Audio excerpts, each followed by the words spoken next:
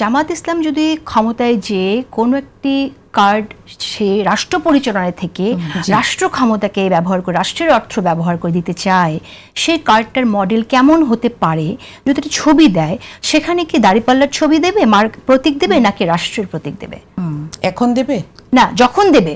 যদি ধরেন আমরা জানলাম যে স্টুডেন্টদের জন্য ফর এক্সাম্পল জামাত ইসলামে একটা ক্ষমতায় গেলে একটা কার্ড করতে চায়, দেখেন আমরা স্টুডেন্টদের জন্য এরকম কার্ড করছি, আপনারা একটা প্রতিশ্রুতি আমাদের সামনে আনছেন, তখন কি দাঁড়িপাল্লার মার্কার রাখবেন নাকি সরকারের রাষ্ট্রীয় প্রতিষ্ঠানে সেই?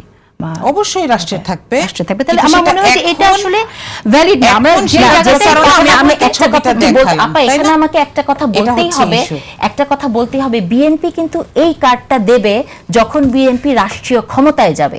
বিএনপি কিন্তু বিরোধী দল হলে এই কার্ডটি দিবে না। আচ্ছা।